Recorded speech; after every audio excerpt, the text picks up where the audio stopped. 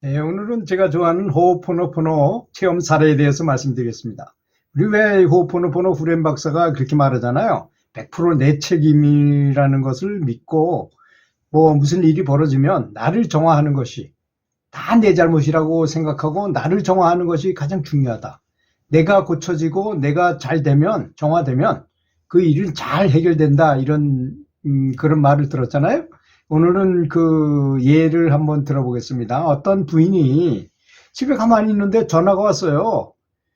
이제 뭐 우리 동네도 아니고 먼 꽤 옆에 있는 동네인데 거기 동사무소에서 전화가 온 거예요. 쓰레기 처리하는 그 담당하는 그 계장님으로부터 전화가 왔어요.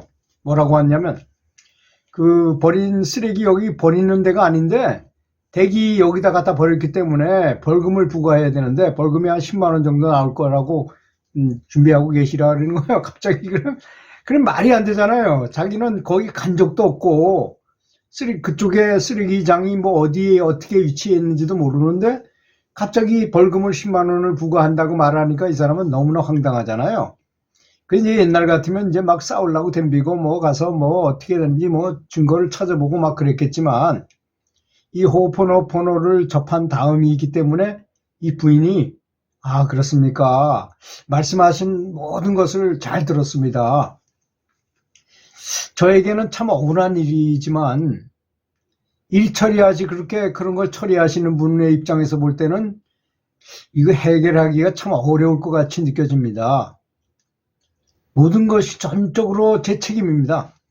제가 집 앞에 온 그 우편물을 잘 간수하지 못하고 이제 그 우편물이 아마 제 생각에는 재활용에다 보태가지고 이렇게 내놓다가 보니까 그거를 아마 어떤 사람이 가져가서 그렇게 했는 것 같은데 그 뭐 친절하게 전화까지 주셔가지고 감사합니다. 좋은 하루 되세요. 뭐가 어떻든 간에 제가 책임감을 느낍니다. 하고 이렇게 부드럽게 말했어요. 그랬더니 아, 이 계장님이 취조하듯이 막 형사처럼 물어보다가 갑자기 어투를 갑자기 바꾸면서 이렇게 말하는 거였어요. 사모님 사정이야 어떻든 좋은 일도 아닌데 여튼 이후에 재활용하실 때는 유의하시고 신경을 좀 쓰셔야 합니다 하면서 전화를 끊는 거예요.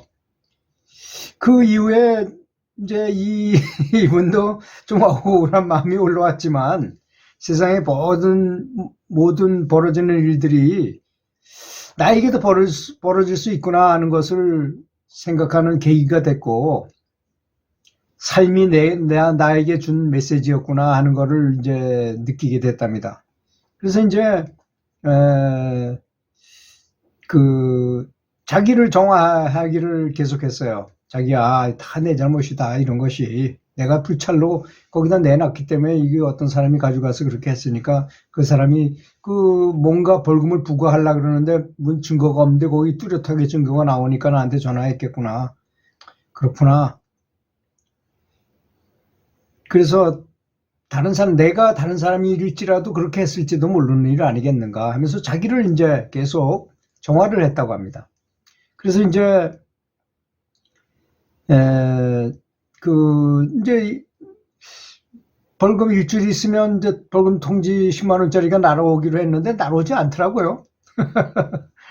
그래서 내가 내 내면을 자꾸 정화하고 내 책임을 느끼고 온전한 책임을 감당한 것 같은 그런 생각이 들었다고 합니다. 물론 뭐 그 계장님도 전화해 보니까 이 사람이 확실히 그렇지 않았다는 것이 드러났지만 또 그렇게 아주 부드럽고 공손하게 자기 책임도 있다고 이렇게 얘기하고 하는 것에 감동을 하고 뭐 아무리 그래도 공무원이 뭐 그런 거 가지고 벌금을 그렇게 쉽게 부과할 수 있겠습니까? 그래서 이제 그냥 넘어간 것 같다 그러면서 그때 이제 내 것을 포기하고 내 안을 정화하고 평화와 평정을 찾았다는 것이죠. 만약에 내가 그걸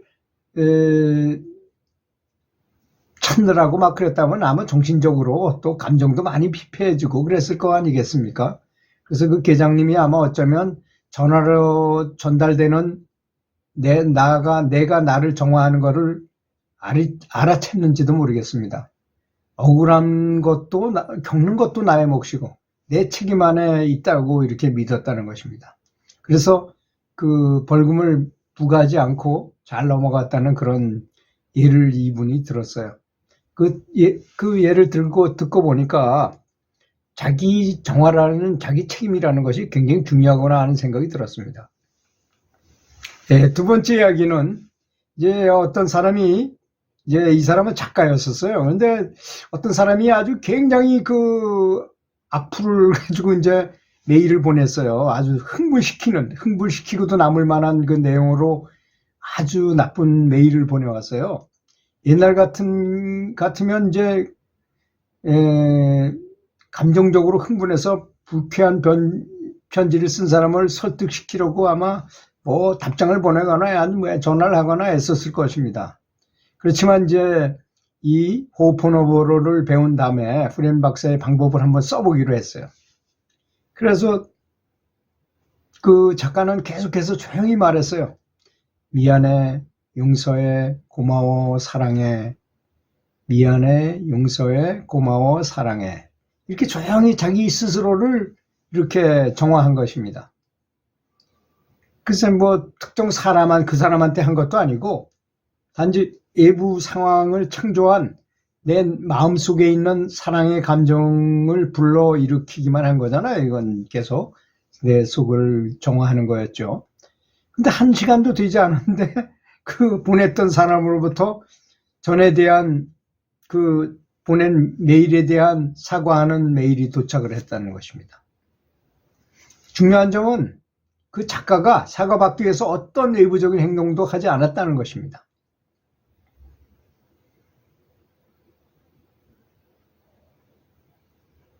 뭐 물론 답장도 보내지 않았죠. 하지만 사랑해 하면서 말하면서 내 안에서 만들어 놓은 그 사람을 치유한 것이죠.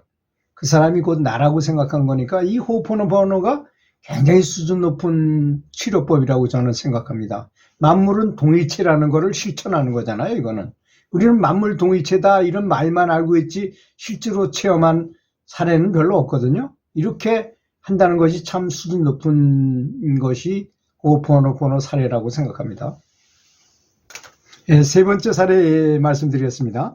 사고가 자주 나는 그 차로에 좀 기분 나쁜 집이 있었다고 합니다. 아주 그런 흉가가 있잖아요. 유리창은 깨져 있고 인터폰도 없어지고 울타리에는 벽보로 휘발유를 뿌리겠다, 뭐 우편물을 도장 맞았다 등의 원망의 글이 적혀 있었고 그 집은 생각만 해도 기분이 안 좋아지는 그런 집이었었어요. 근데 자동차로 그 교차를 지날 때에도 위험한 상황이 자주 있게 된다는 것입니다. 그것 때문에 도대체 무슨 일이 일어나고 있는 것인지 몰랐지만 저는 매일 지나가는 길이었기에 계속 정화를 했습니다. 나를 정화한 거죠. 2개월 후에 그 집은 헐리게 되었고 빈 땅이 되었고 그 후 몇 달 만에 새 집으로 바뀌었어요.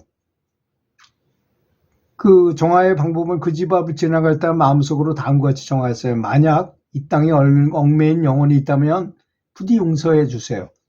제 안에 이 땅에 대한 기억을 정화합니다. 고맙습니다. 미안합니다. 용서해 주세요. 사랑합니다. 처음 할 때는 엄청 괴로워지는 일도 있었지만 계속 그렇게 해나가니까 점점 괜찮아지게 되었고 그런 신기한 사례를 보게 된 것입니다. 예, 다음 이야기는 이제 간 수치도 높고 뭐 원인 불명의 간염이 걸려서 간 수치도 꽤 놓고 몇 달 동안 쉬면서 지켜봤지만 간 수치는 내려가지도 않고 뭐 이런 원인 불명의 병들이 많잖아요. 게다가 이제 난치성 자가 면역성 간염에서 양성 반응까지 나왔다는 것입니다. 그 의사 선생님께서 좋지 않은 약을 써야 할 수도 있고 부작용도 만만치 않으며 몇 년을 약을 먹는다 해도 낫는다는 보장이 없다고 그랬어요. 일단 마음을 단단히 먹고 있는 게 좋겠다고 이렇게 얘기하더라고요. 그래서 약을 쓰기 전에 다시 한번 재검사를 하자고 하더라고요. 그래서 이제 호포노포노의 비밀이라는 책을 보고 감사의 효과를 읽으면서 모든 것은 다 내 책임이며 병에 대한 두려움이나 생각은 전부 허상이라는 것. 두려움이나 걱정에 빠지기 시작하면 정말 이상한 곳까지 부정적으로 생각이 나가게 되더라는 것입니다. 그러면 더더욱 두려움만 커지고, 그래서 이제 감사일기를 매일 쓰고 매일 정화를 했습니다. 호포 정화를 한 거죠. 미용고사를 계속하면서 정화를 통해서 부정적인 생각을 차단할 수 있게 되잖아요. 그렇게 생각하니까. 지금까지 제 생애에서 사랑한다는 말을 그때 가장 많이 했던 것 같아요. 내 스스로한테 사랑한다는 말을 한 거죠. 그래서 이제 오늘 새로운 피검사와 재검사를 병원에 갈 때 기다리는 한두 시간 내내 눈을 감고 계속 정화하니까 초조감이나 불안감도 진정시킬 수 있었습니다. 결과가 좋으면 좋지만 결과 안 좋아도 나을 수 있다는 확신도 생기더라고요. 재검사를 상담하라고 들어갔는데 선생님이 고개를 기웃거리더니 간수치가 완전 정상이라는 겁니다. 그리고 자가 면역성 간염도 아닌 걸로 나왔고요. 간이 나쁜 사람은 화를 잘 내는 사람이고 노죽상간이라고 해서 스트레스가 가장 간을 해친다고 할 정도로 간과 마음은 매우 밀접하다고 합니다. 물론 다른 장기도 그렇겠죠. 특히 뭐 대장이나 이런 건 더 그렇죠. 그동안 얼마나 쉽게 분노하고 부정적인 생각으로 내 자신을 가혹하게 대했는지 반성하게 됐고, 이런 부정적인 생각을 차단하는 방법으로 호호포노포노가 얼마나 효과적인지 알게 되었다는 것입니다. 그동안 심리나 마음에 관한 여러 서적을 읽어봤지만 호호포노포노만큼 바로 실천할 수 있고 바로 부정적인 생각을 차단할 수 있는 방법도 흔치 않다고 생각합니다. 어젯밤 감사일기에서 저는 이번 기를 통해 평생 감사하며 살겠다고 적었습니다. 그리고 제 자신과 신께 약속했답니다. 호호포노포노라는 어떤 높은 선지식이 가르쳐준 이 방법을 만날 수 있게 돼서 정말 다행이었습니다 하고 고맙습니다, 사랑합니다를 적었습니다. 들어주셔서 감사합니다.